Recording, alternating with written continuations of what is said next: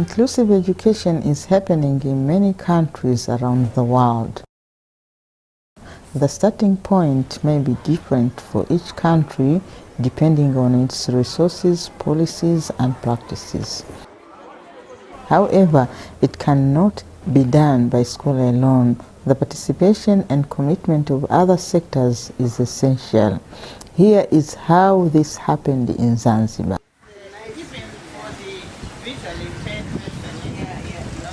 The Ministry of Education, together with our partner ZAPDD, formed a top-level planning committee which had key people from the different ministries and NGOs to assist with the technical aspects of the implementation of inclusive education.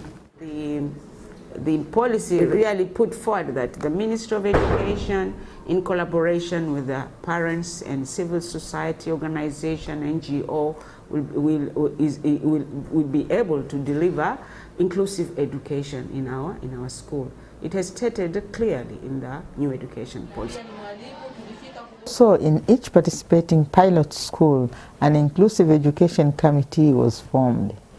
The head teacher met with the local branch of ZAPDD who elected parent representatives.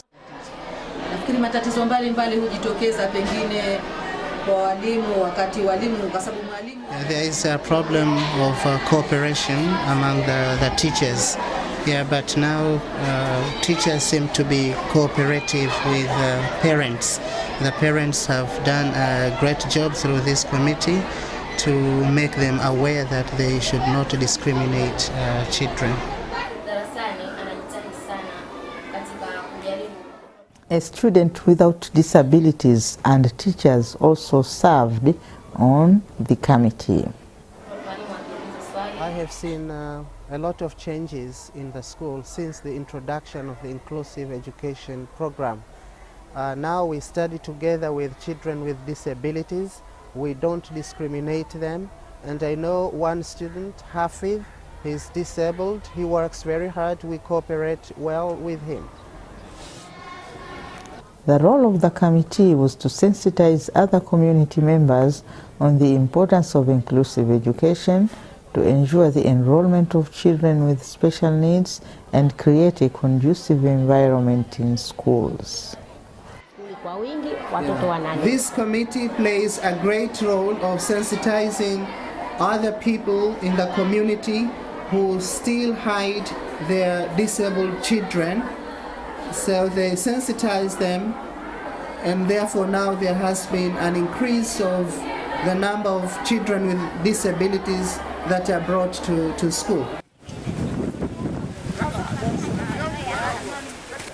Committees also helped to make the school buildings more accessible by building ramps and improving toilets. New classrooms were built in some schools.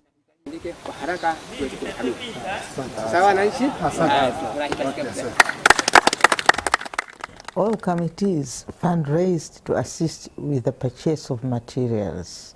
This committee has plans to open a shop. We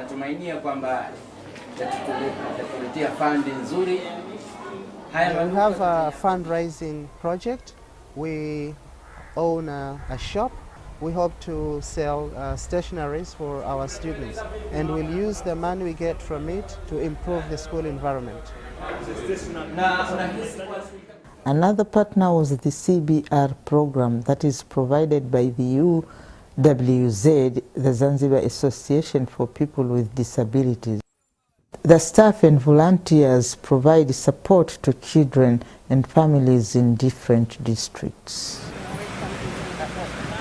I am a member of steering committee of the Inclusive Education Program of the Ministry of Education and ZAPDD. And we have even advised the teachers that we need, especially those with no inclusive education, please keep record of children with disability in your school so that you can advocate to your ministry that this is the magnitude of disability and we want inclusive education in our school. So we look at their books and see how they are progressing, and if we find that there are gaps, we tell the teacher that this child needs what support and what. So by that we are working hand with hand in Ministry of Education. We also sensitize parents for sending children to school. And once we know that in this school there is inclusive education project, we make sure that the children are sent there and they are getting proper education. We can support, although at a small level, support for exercise book.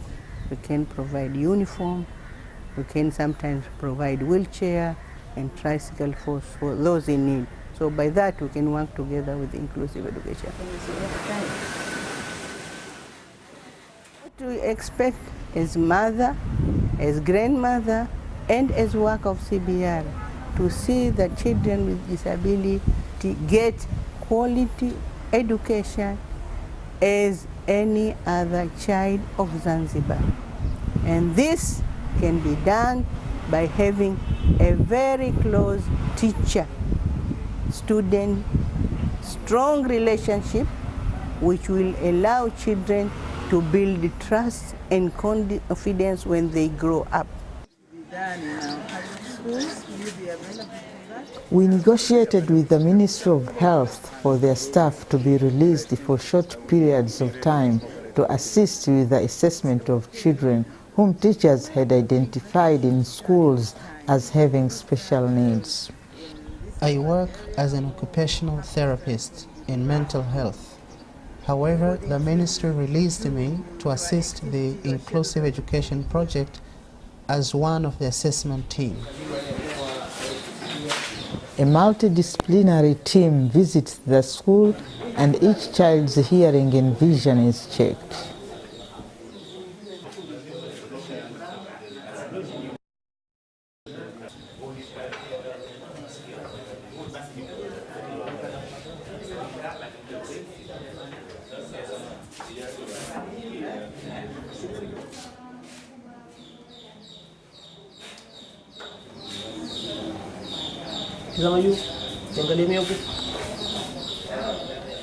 An occupational therapist and a physiotherapist also assess the child's motor development.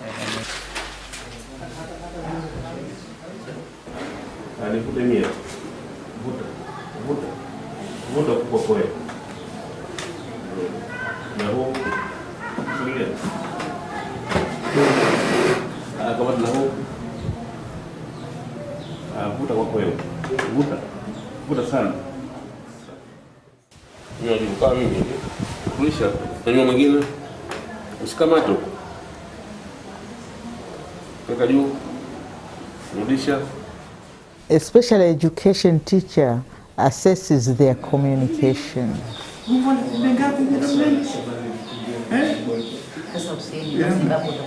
Community mental health nurse and the social worker discuss issues of concern to the family. A report is compiled on each child and any necessary referrals for further examination or treatment are made. This is the referral form we use if a child needs further examination at a hospital or clinic.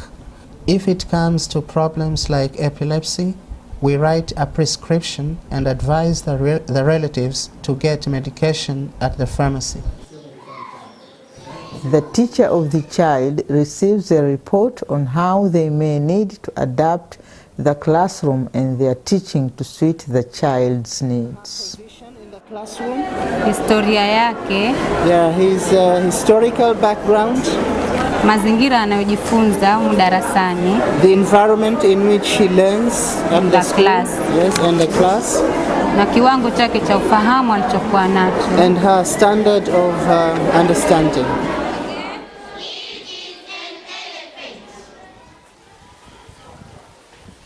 The schools and the inclusive education committees are encouraged to keep the local chiefs, that is shehas, informed about their work and to seek their assistance. Pia kutupa moyo na wao wenyewe waliridhika kwamba kwa kweli kwa haje hatuna wasiwasi na mambo. I urge you to communicate to the central government to support us in this inclusive program.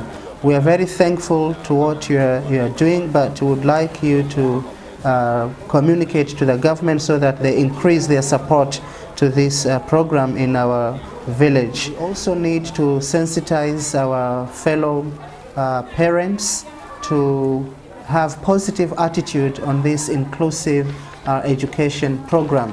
Still, there are some parents who hide their children, although they are very few. We also work closely with other NGOs. For example, UNICEF have helped to sponsor new toilets in some schools. Mobility aids have been provided by UWZ, and talking computer have been provided by Sight Savers International.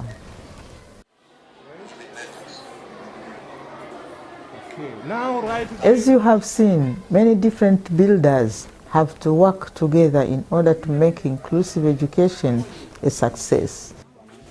It can't be left to schools alone. It must be done through partnerships.